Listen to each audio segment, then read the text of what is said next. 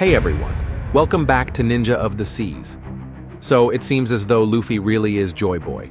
But the question this raises is, what the hell does being Joy Boy mean?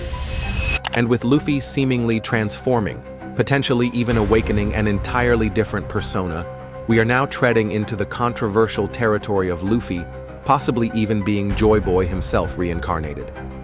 For a long time, the going belief was that even if Luffy is Joy Boy, that would not mean that Luffy is literally Joy Boy himself, but rather, Luffy is the individual in this era who is best suited to take up the mantle of Joy Boy, to fulfill the will that has been passed down over hundreds of years, the will of D, and bring the dawn of the world.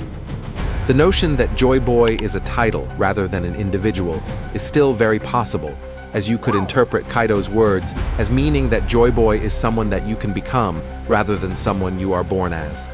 Though at the moment, this is not conclusive enough to be certainly the case.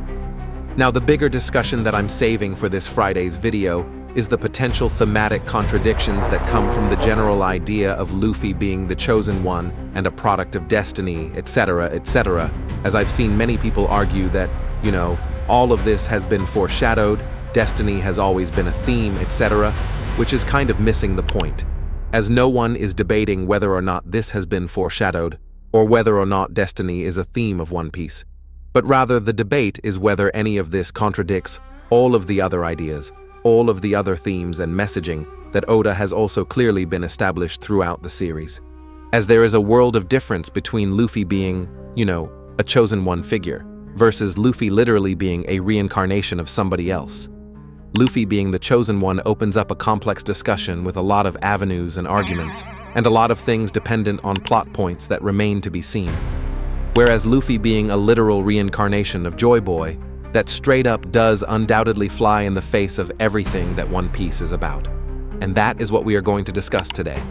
One thing that One Piece lovers need to understand is that even if you can point out panels of foreshadowing, foreshadowing has nothing to do with whether or not there is a thematic contradiction. Those are two separate discussions. Foreshadowing is simply the author dropping hints at future plot events. Themes are the ideas and messaging behind the story. Those are two separate aspects of storytelling. So, with that being said, would Luffy being a literal reincarnation of Joy Boy be a direct contradiction to the themes of One Piece? The answer to that question is undoubtedly yes.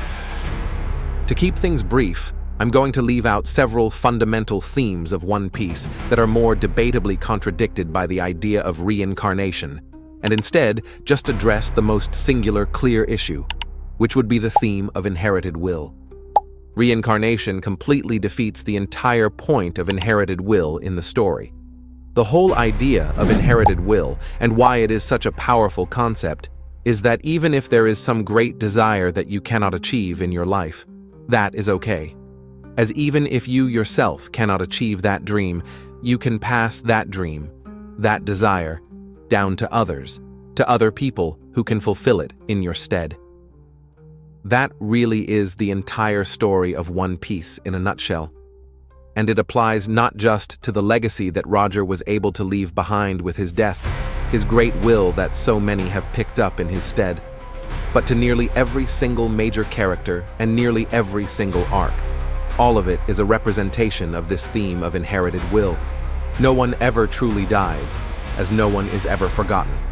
Their wills are passed down through others, till someone else is able to fulfill that will for them.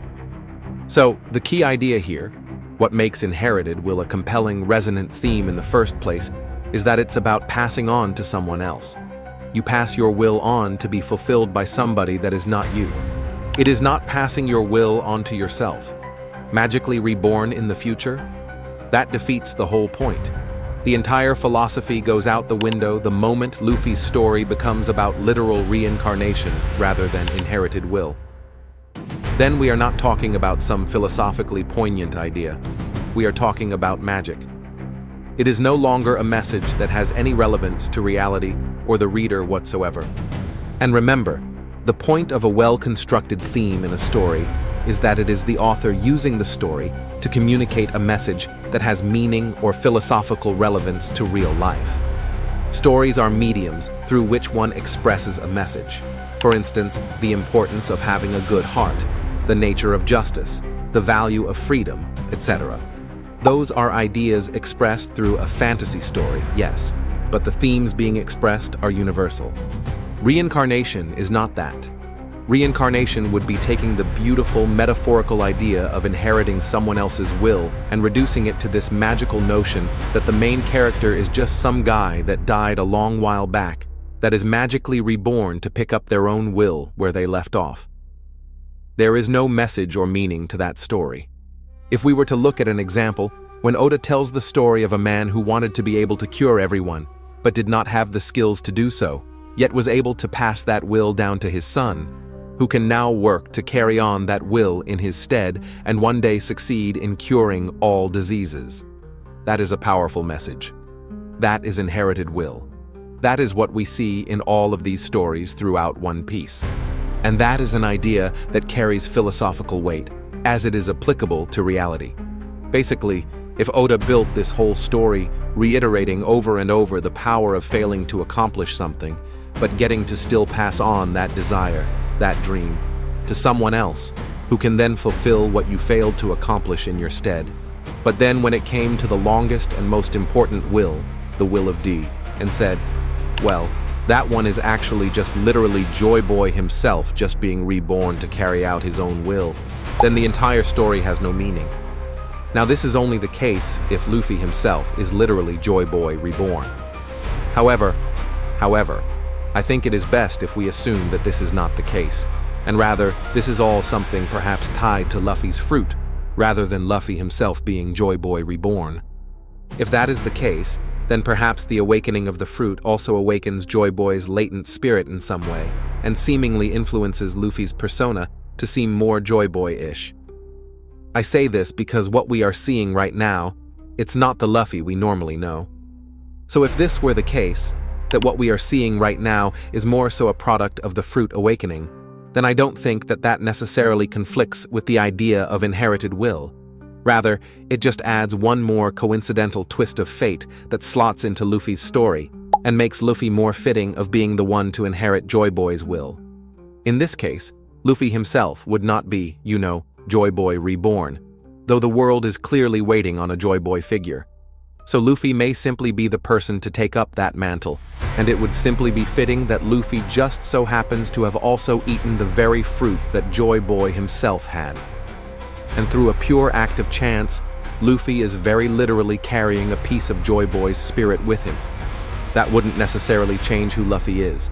It just reaffirms that Luffy really is the perfect candidate to be the Joy Boy of the New Age who would liberate the world, bring the dawn, etc.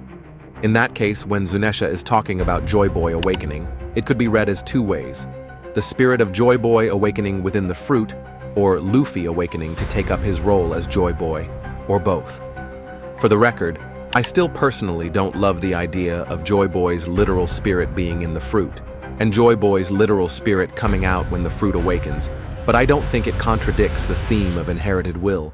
If I were to briefly give my personal reasoning for why I wouldn't personally love the idea of Luffy having Joy Boy's spirit literally inhabiting the Gomu Gomu no Mi, I would compare it to the Straw Hat.